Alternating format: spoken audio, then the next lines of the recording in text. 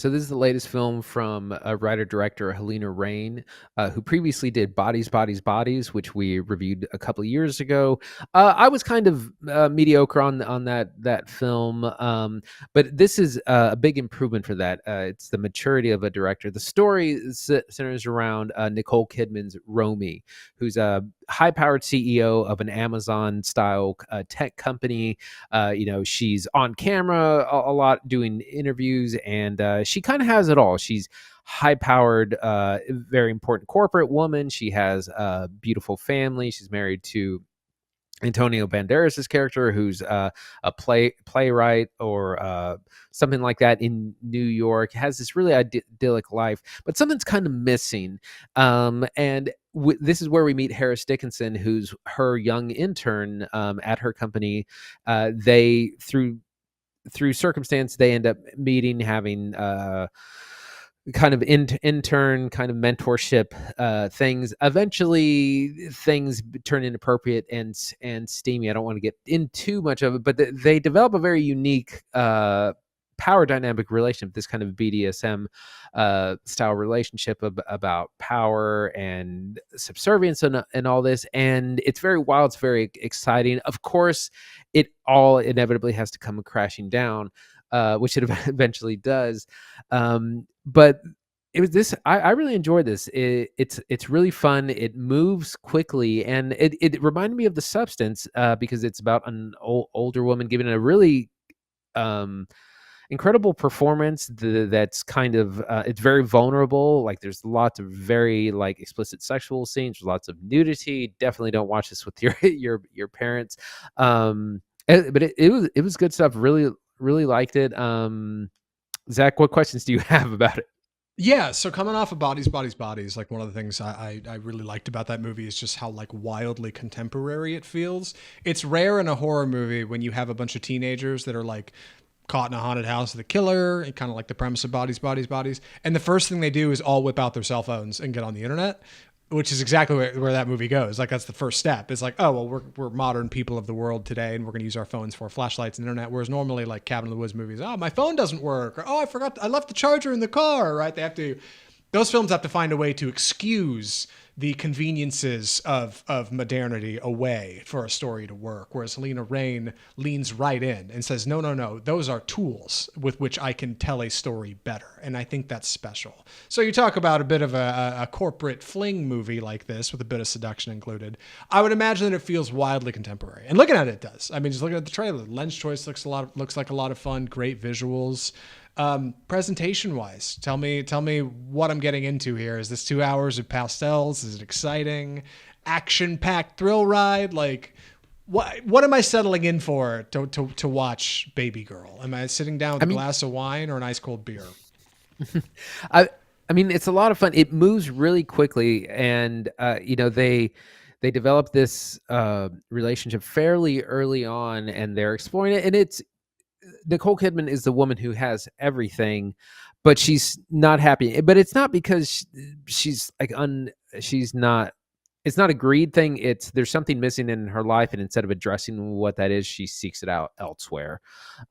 Is kind of the situation, and they have a lot of fun for a long time. They deal with issues of of jealousy stuff. There's a great party scene where they go to like a club, and it's filmed in a way that like makes you feel like you're there, like the flashing of the lights, the music. Like I was like, this is gonna give me a seizure, but it was a lot of fun. So but it's it's a drama, very steamy scenes. It reminded me a little bit of Anora, where they definitely had like a in this case they definitely had an intimacy coordinator on it. And again, very vulnerable performance from Nicole Kidman. I wouldn't be surprised if she gets nominated for an Oscar as well. Big concern for boys like me when I go see a movie like this: secondhand embarrassment. I'm afraid I'm going to watch Nicole Kidman get dog walked around for 90 minutes, and it's going to make me feel uncomfortable. Whereas, really, ideally, I think a movie like this is gonna make you feel a little randy, right? You're gonna be like, "Hey, this rocks," and I'm really into this, right? Does the illusion work? Like, do you fall? Do you kind of fall into it in Babygirl? Or are you just like, this is a little weird and too much for me? What do you think? No, I think it works because of what's missing is definitely has to deal with I mean, basically, she's not satisfied with her physical relationship with her husband, and she definitely feels guilty about it's one of these things. It's kind of about self acceptance, where she has there's things that she wants out of her relationship that she's not getting, and so she feels guilty kind of for wanting that, and ends up exploring it outside of her marriage. Yes, Antonio Banderas is the husband, right? Yes. No, yeah. One more question. So often this isn't a rom-com, really. I know it's a drama. There's more to it, maybe even a bit of thrill there. I know there's more to it than that, but so often with films like this, I feel like I can start to guess where it's going. I can look at Babygirl and feel like I know what I'm getting for 2 hours out of Babygirl, right? Like it's going to be drama, it's going to be exciting, there's going to be some tears, it's going to be clunky at the end, maybe somebody gets fired, and that's your movie. Is there more to it than that? Is there more than what meets the eye here? Because I feel like it's so easy to write this one off. I was supposed to go check it out Sunday, and I ended up having something going on. And I was like, Andy, you'll get it. I don't need to see Babygirl. There's not going to be anything here that's going to like really like a scene or a couple things that are really going to stick and make me tell my friends about like, oh my God, you got to check this movie out.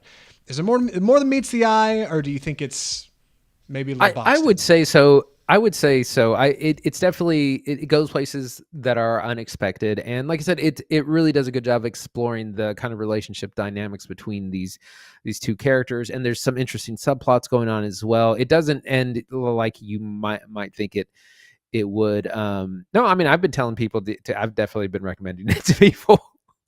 Good. All right. Well, dude, I got to ask, Andy, would you recommend Babygirl? Yeah, I would. Again, it's a very adult movie. There's lots of explicit sexual scenes, lots of nudity, but that's what it's exploring. It's exploring sexuality and relationships. Incredible performance from Nicole Kidman, Harris Dickinson, who's on the come up. I mean, he's in like his mid late 20s, and we saw him in the I can't remember the film when he's on the boat and it's the model, Triangle of Sadness. But Oh he's yeah. really good in this too, and it's nice. It's just nice to see the director Halina Reijn mature. Like we were talking about Robert Eggers, his best is yet to come, and this is what I feel about her. She's made a more mature film than her previous one, and so hopefully she just keeps growing. Yeah, I love it. That's Babygirl. And that's the show. Good Lord, episode 277, done and dusted. What are we watching next week, Andy? So for next week, we're going to be taking a look at this is assuming we don't get snowed in, which we very well might. But Oh we're going to be looking yeah. at the Oh yeah. We're gonna be looking at The Last Showgirl, which comes out January 10th, which is the Pamela Anderson vehicle about a showgirl, a Las Vegas showgirl who ages out of that. You know, her show comes to a run. She's got to figure out something else to do with her life. Wallace and Gromit: Vengeance Most Foul, which is now on Netflix. It just came out a couple of days ago from Aardman and Animation. I've heard a lot of great things about that, so we'll be talking about that, and that's available on Netflix. No FYI releases, but some things to look forward to in this month is Better Man, which is the Robbie Williams music biopic, Wolfman on January 17th, Presence, which is the Steven Soderbergh horror film, which we don't really know too much about, and another horror film, Companion, coming out January 31st. So a lot coming out this month. Yeah, yeah. Also, just saw a tweet the other day that A Real Pain, Jesse Eisenberg, Kieran Culkin film's coming to Hulu on January 16th. So if you didn't get it, well, it might be where I watch it. So if you didn't get a chance to see that, you should check it out there. A lot of good stuff coming up. Hopefully, The Last Showgirl works out. Would not mind seeing that. Looks more like almost more like a Sean Baker feature, but I know it's not Sean Baker. So we're gonna see what comes out of Pam Anderson in The Last Showgirl. Dude, that's episode 277 of the podcast. Incredible.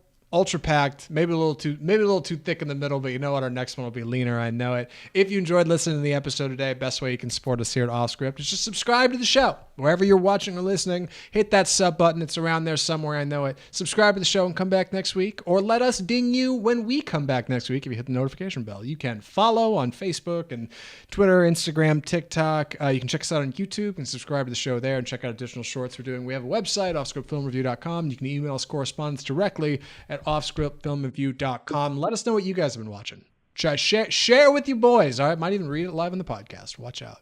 And gosh, audio listeners, we're on Spotify, Google Play, iHeartMedia, iTunes, so you can subscribe to us over there. And we'll be back next week with more Off Script, episode 278. It's going to be great. I'm excited. Yeah, God willing, we don't get snowed in. Yeah, winter weather coming, folks. Cover your pipes or whatever. Drain your run your sink all night, I think is what you're supposed to do. Something like that. And yeah. That's Off Script. From all of us at Off Script, the home of Bold Cinema, I'm Zach Lewis. And I'm Dr. Draper. Thanks for watching.